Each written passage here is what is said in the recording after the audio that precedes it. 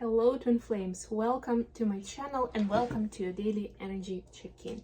Today we're going to be talking about divine masculines and we'll do a deeper dive, and I'm being guided to use the spread in the format of past, present and future. So that's what we're going to do. Of course it will still be the information that has relevance to the journey at this point in time and to how it's shaped, to give more context. And of course, as always, it's going to be useful both for the divine masculines, divine feminines, cross watchers. So I invite all of you to go onto this journey with me. At the end, I will pull some messages from divine masculines to divine feminines from this deck that I discovered just recently that I haven't used for a long time, but it's really good. It's from Pleiadian Healer. All right, what else? I hope you enjoy my little candle here with the tree. It's burning because it's like a big flame. It's burning down pretty fast, unfortunately, but it's giving me a lot of joy, so hopefully you'll feel the same way. And of course I put up my little tree in the pot here as well to get a little bit more into the Christmas and New Year's spirit. We will start with an oracle message from the Moonology deck. I will start with a card for divine feminines watching, and then for the masculines, and then of course we'll dive into DM's story. I'll be using the movie tarot for that, as a lot of you already know is the deck that for me associates with the DM energy. Hope you guys are doing great. Let's get started. Oh, winter solstice is coming up. It's gonna happen this Saturday on the 21st. And that means that the next reading I'm doing, maybe next one after that, is gonna be for winter solstice. So watch out for that really important milestone for us all. Twin flame, non-twin flame, doesn't matter. It's one of those peak events of the year in terms of nature, in terms of lunar and solar events, it's like, ooh, like up there with the eclipses, really. All right, so for the feminines, we've got the new moon energy and the message that says new start is coming. I think we've actually seen this trend lately quite a lot. So this is just an extra confirmation, and continue, keeping your eyes on the prize and continue polishing your vision for what is it that you are trying to bring into your life. What would you like this fresh start to be like? Add some specifics, so it's not just like, oh, I want to be the happiest I've ever been, but give some more information to the universe. For the masculines, we see new moon in Aquarius, bring love into the situation.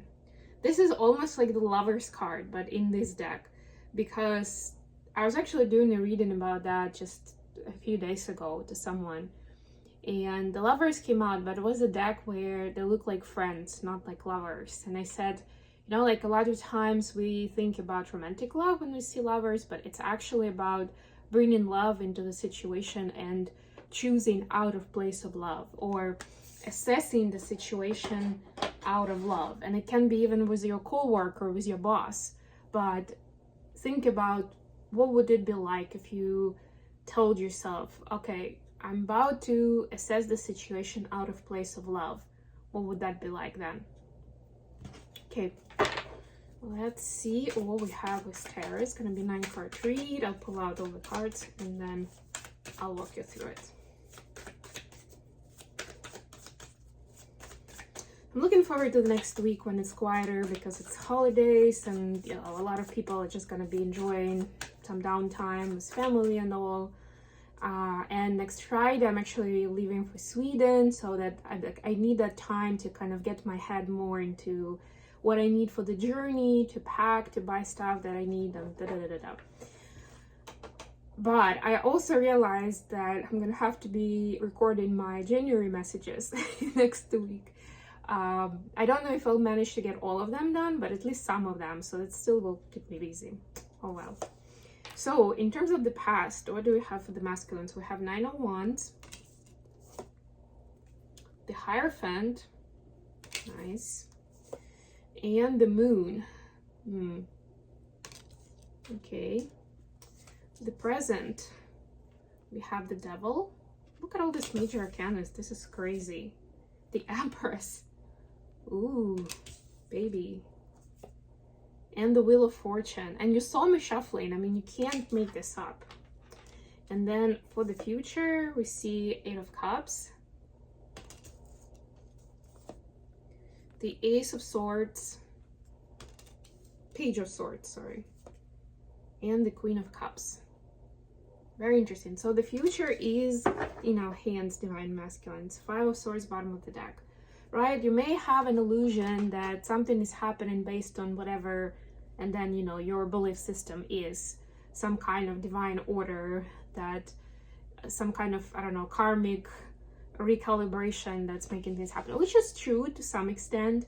But this, to me, in general, because we saw, you know, 5 out of 6 cards that are major arcanas in past and present, and we saw all minor arcanas in the future, to me that definitely loudly says that your future is in your hands.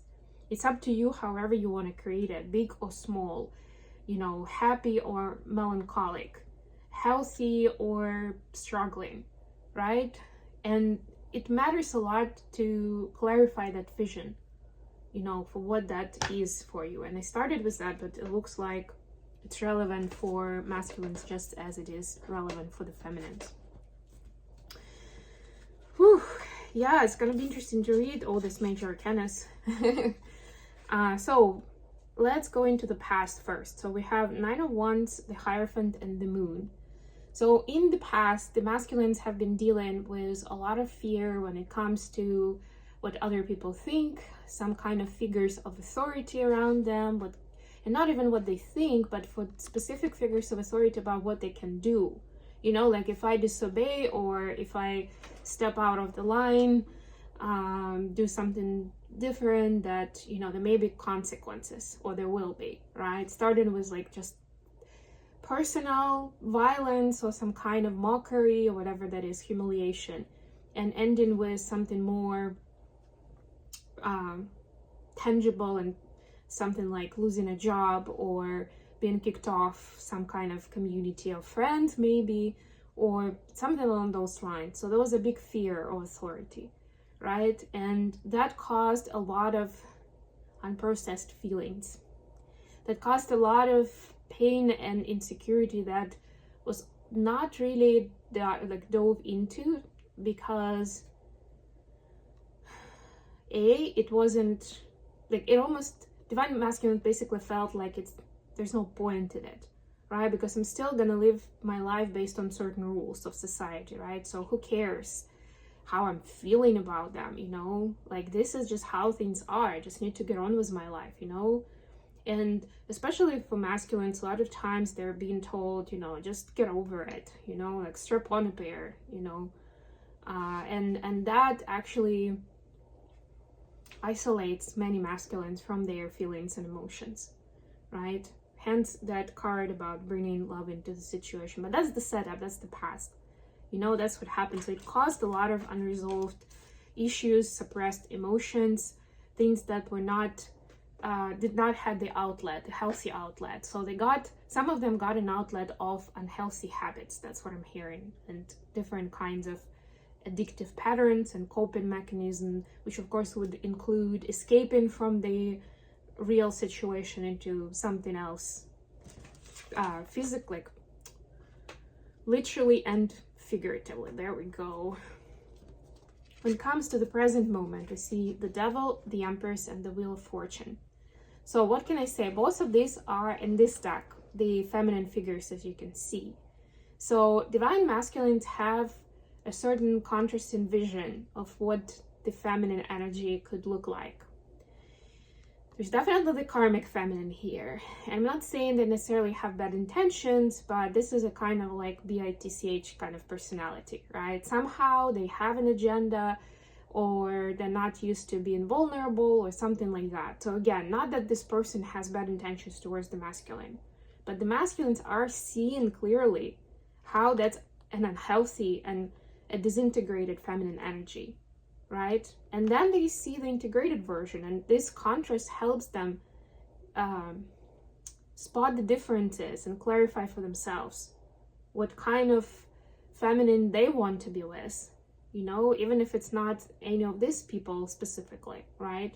Maybe they're friends with the divine feminine, or maybe, like, what I'm trying to say, this could be either the phase of the journey where the masculines are friends with their divine feminine, even if that's their twin, or they may have divine feminines as their friends, because it's actually quite common to make friendships with other twins who are not your twin, not your counterpart specifically, but they are also twin flames. And that goes for, you know, any gender, any energy. We feel each other, you know, we almost like it's like a radar and the signal that we're sending out, and we recognize each other. And I'm sure if you think about it well, you could, especially if you've been on this journey for a while, you could think of at least a couple of examples of people who are most likely twin flames, or at least light workers, right? Because twin flame is a more specific kind of light worker, right? But that's who we tend to to lean towards and to connect with when we are on a spiritual journey. And that's where the masculines are. There's a lot of awakening and that karmic calibration, right? So there's also the Wheel of Fortune here, which shows masculines how much the universe has been shaping them up in a good way. It's not always through the loving experiences, and, you know, it's not been all happy and joyful and a musical kind of vibe, but all of it was happening for a reason. So there's a lot of deeper understanding of certain experiences of the past and the present. Like, if they're connected to this karmic feminine, whether again it's a friend, a sibling, a mother, a romantic partner, a colleague, right? But they are connected to them, and they're recognizing this, and they're understanding. Like, they're not just like trying to escape the way that they maybe used to do in the past. But now it's time to face the music and to like really see, oh, okay, now I see. Oh, and when they behave this way, that makes me do these things. Aha, those are the triggers for me. Aha, I can work with this. You know, like, it's lots of this aha process. I love that it all has this major arcanus, and masculines watching. This is basically the you know, the universal unfolding for the collective of the masculines. And whatever is happening with you at this moment has a very special meaning in its own right, whether it's people, places, or situations. So pay attention to that, and definitely, like, based on this reading, pay attention to how you envision a feminine energy and what kind of beliefs do you have around a feminine energy, right? And for a few of you, I'm hearing this doesn't have to be like this. Examples of the feminine don't necessarily have to be in your life at exactly the same time, right? But this is when it's coming full circle, where you see, okay, so I had some prejudice against the feminine because of examples in my life where I was dealing with unregulated, with disintegrated feminine energy, or with a feminine energy that had dysregulated nervous system, right? And that shaped my vision of feminine energy in general. But that's not fair, right? And it's not that all feminines are like that, right? And it's definitely not something that I'm supposed to be connected with in the long term. But if we have that vision, if we have that prejudice, like all women are like that, or, you know, maybe it's meant for you, gender neutral. In this case, it's about the energy. Then, you know, those, like, if you're still telling that story, then those are going to be the people that you're going to be attracting. They will be confirming your belief system. And that will also feel familiar and feel good, because you'll be right. Like, oh, of course. What else could I expect? Right? But this is the time, that brilliant time. I love that they actually have the clock in this Wheel of Fortune. To take a break, to pause and revisit what is that viewpoint. When it comes to the future, we have Eight of Cups, Page of Swords, and the Queen of Cups. Yeah, so they're all different suits, if you can see. We don't have pentacles here. So in the future, especially what is needed now, it's not about chasing the pentacles, really. And I know what you may be thinking, you know, we all need to live somehow, right? And in this world, we need pentacles to get on with our life, like to be able to provide for ourselves and our families. But what I'm saying, what I'm sensing here is that is just not the focus. So don't try to make it a focus artificially. Just let it unfold more naturally. You will be provided for. You will have the resources that you need. But this is the time to take care of other things. Actually, these both are cups. So we also don't have wands. Interesting. See? Alright, like this is the part to dive into the emotional side of things for yourself and for others. It's also the time to start learning to communicate better. And I kept saying it in the last few readings that we just had the end of Mercury retrograde the day before yesterday, and we did have full moon in Gemini. And to me, like the main message I heard for the collective was that we are learning to communicate who we are and what we want, right? And we were learning during that retrograde period, but now that it's over, we are ready to speak to the world. So it's learning to speak in a different way so that you can attract people who are, you know, just as who are empaths, who have good heart. They're not necessarily all gonna be light workers, of course, but who would be almost like your guiding light, you know, who would be encouraging you to be a better version of yourself and to walk away from old patterns and templates and habits that were just a way to escape, that were a way to suppress your pain, your insecurity, right? For some people, it could have to do with alcohol, actually, with all the cups here. And I'm getting in very specifically this time. Usually I don't see it in Eight of Cups. But, you know, it could be like an actual addiction that you would be looking at and working with to move away from it. Of course, there's a lot of information these days, and there are people who can help with specific issues like that. But this is more than anything a decision to have that courage, to not continue, to not perpetuate the same pattern, right? And then complain, right? Because it's like that vicious cycle, because then you have the consequences of that. And you're like, oh, yeah, oh well. You know, it's like, well, I mean, at least it's something I know, right? If I give up this, what will my life be like? What will it look like? What will it feel like? Right? That's a scary moment. So that's something that you are going to be dealing with, divine masculines. And that's definitely on you, whether you decide to make changes in your life at this time or not. But the universe is setting you up for making those changes. Before we leave, I'm going to pull a few cards of messages from divine masculines to divine feminine cross watchers. Let's see. We're almost at 1,000 subscribers, so please help me out and subscribe to the channel, share this with others, and definitely hit that like button.